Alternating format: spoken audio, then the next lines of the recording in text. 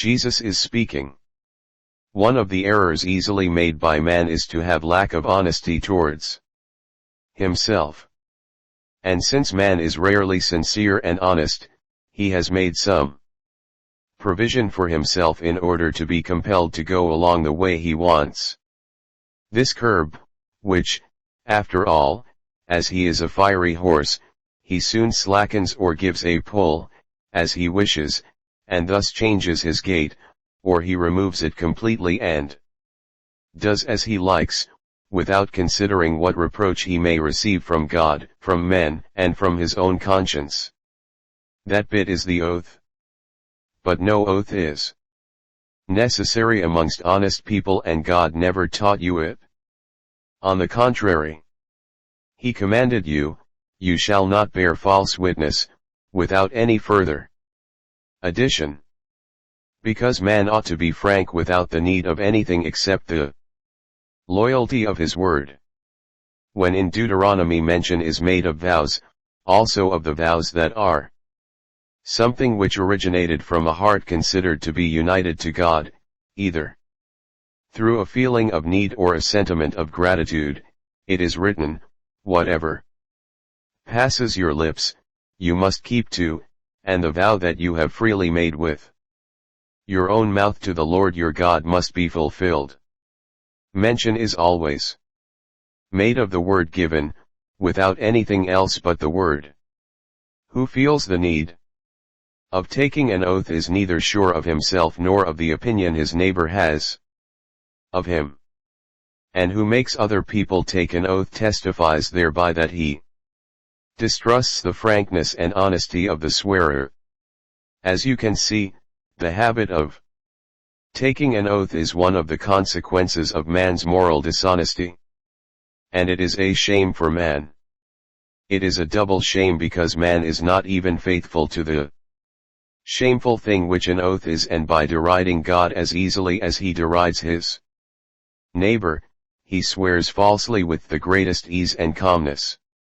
Can there be a more contemptible man than a perjurer? A perjurer, in fact, convinces his neighbor to believe him, often by using a sacred formula, thus calling God to be his accomplice and to stand surety for him, or by invoking his dearest affections, his father, mother, wife, children, his dead relatives, his very life and most essential organs, to support his false statements.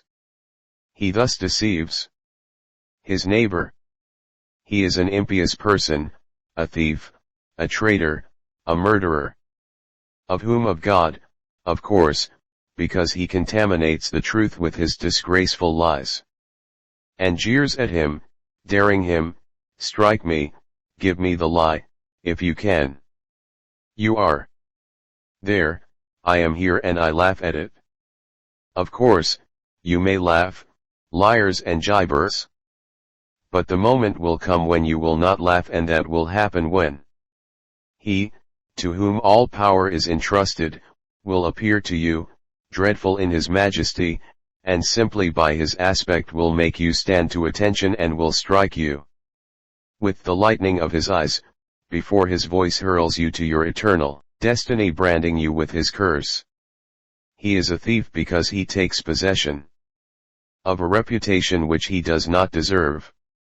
His neighbor, impressed by his oath, grants it to him, and the serpent adorns himself with it, pretending to be what he is not.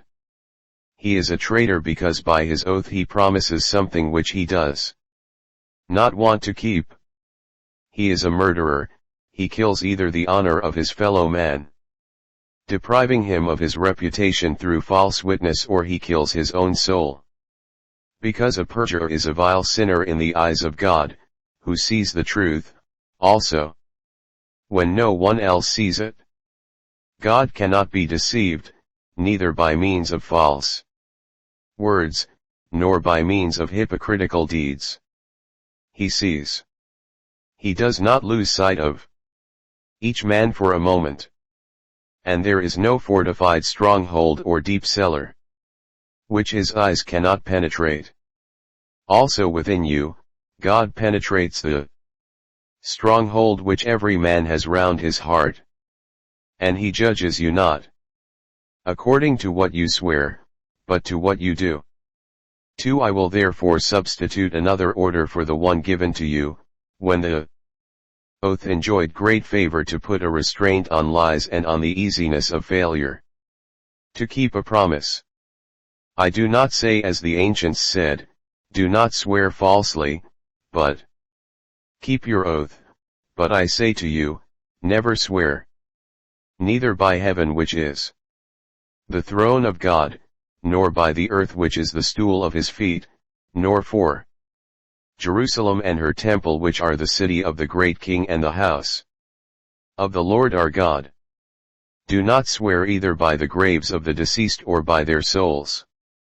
Graves are full of the dross of the inferior part of man, which is common also to animals, and with regard to their souls, leave them in their dwellings.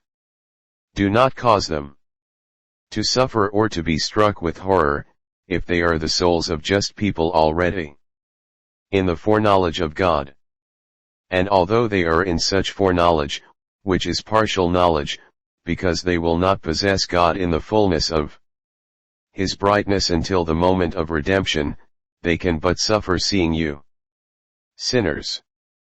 And if they are not just, do not increase their torture by reminding them of their sin through yours. Leave the holy deceased in their peace and the unholy ones in their pains. Do not deprive the former of anything, do not add anything to the latter.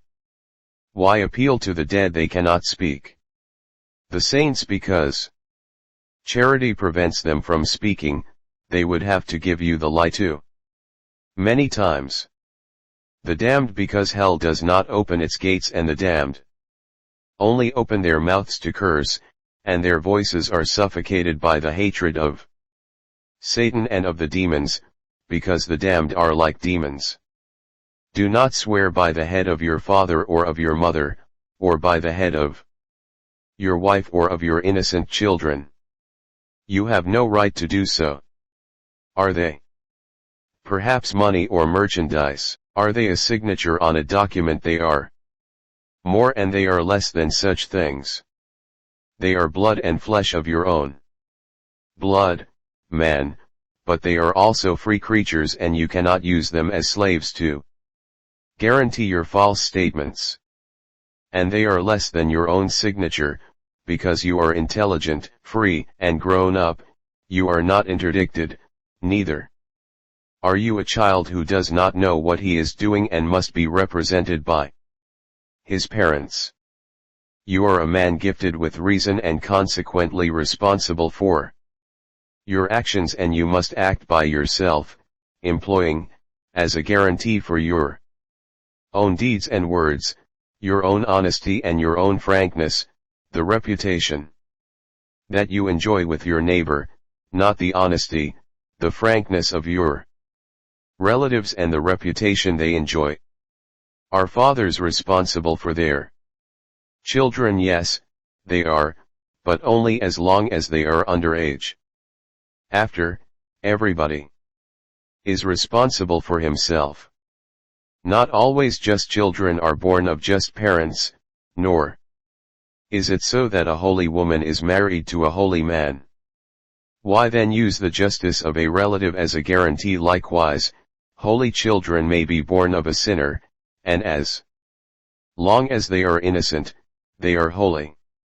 Why then appeal to a pure soul for an impure act of yours, such as an oath which you wish to swear falsely? Do not swear by your own head, your eyes, your tongue, your hands. You have no right to. Everything you have belongs to God. You are only the temporary guardians, the bankers of the moral or material treasures which God granted you.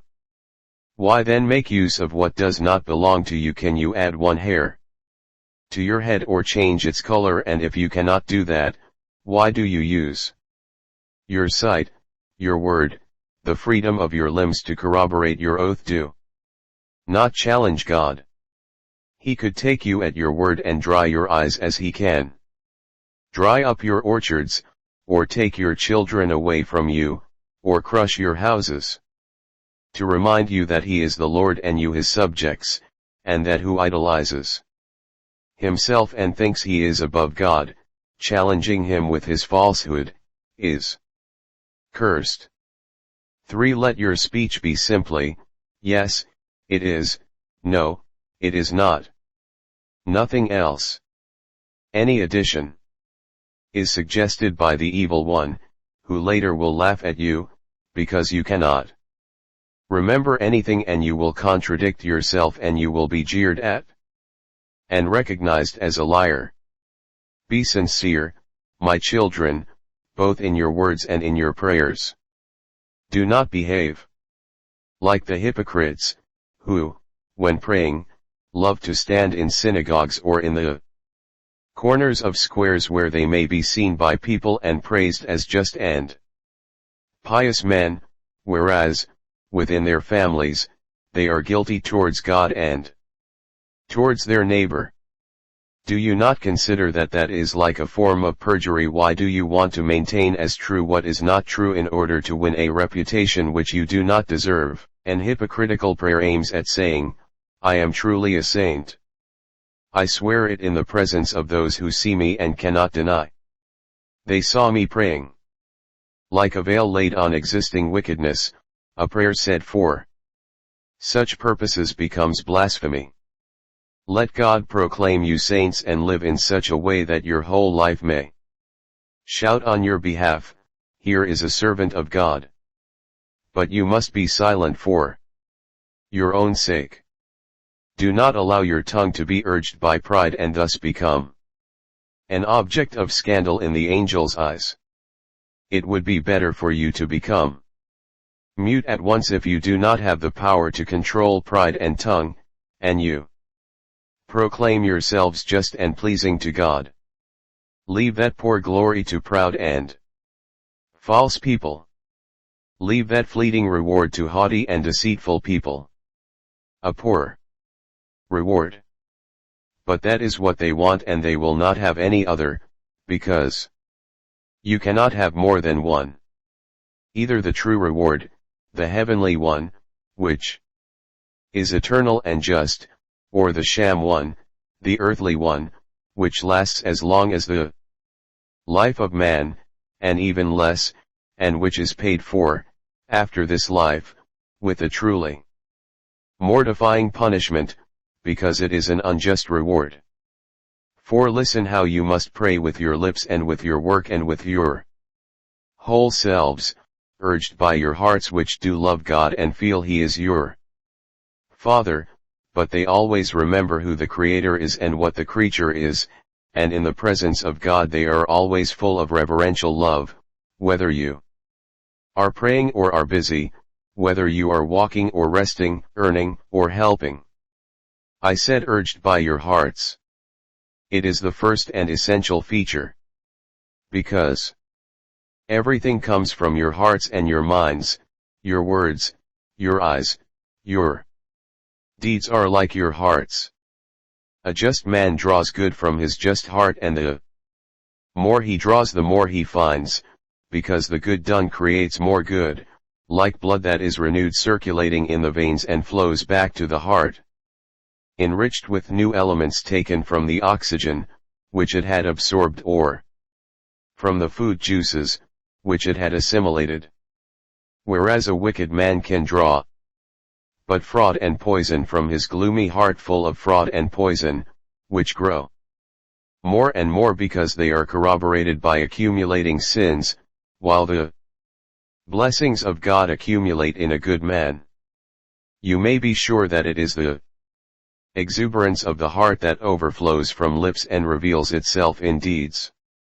Make your hearts humble, pure, loving, trustful, and sincere, and love God with the chaste love of a virgin for her bridegroom. I solemnly tell you that each soul is a virgin married to the eternal lover, to God our Lord.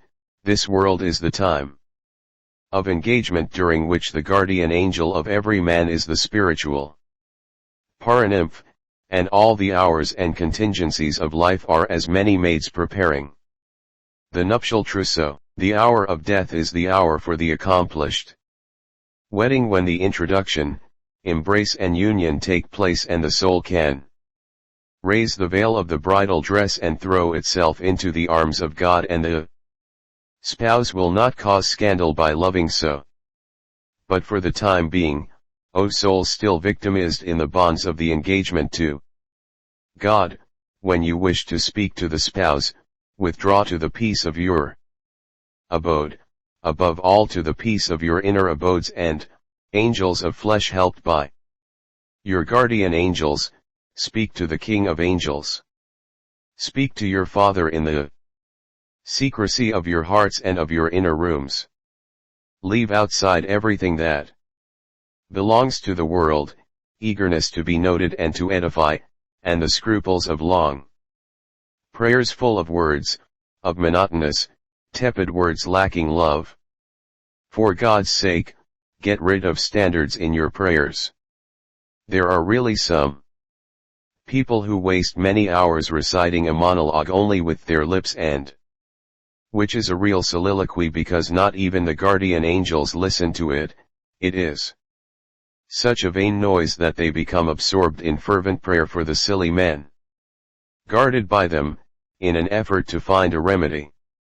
There are in fact some men who would not spend those hours in a different way, not even if God appeared to them saying, the salvation of the world depends on your leaving such soulless manner of speech and going, shall we say, just to draw water from a well and pour it onto the ground for my sake and the sake of your fellow men. There are indeed many who believe that their monologue is more important than the kindness in receiving a visitor or the charity in helping a person in need. They are souls which have fallen into the idolatry of prayer. Prayer is an act of love. And one can love praying or baking bread, meditating, or assisting a sick person, making a pilgrimage to the temple or looking after the family, sacrificing a lamb or sacrificing one's desires, even the honest desire to concentrate on the Lord. It is sufficient for you to have your whole selves and all your actions impregnated with love. Be not afraid. The Father sees, understands, listens, grants. How many graces are granted for one single, true perfect sigh of love? How much wealth for an intimate sacrifice made with love? Do not be like the Gentiles. God does not need to be told what he has to do for your needs. The pagans may tell their idols, which cannot understand. But you cannot tell God, the true spiritual God, who is not only God and King, but also your Father and knows what you need, even before you ask him.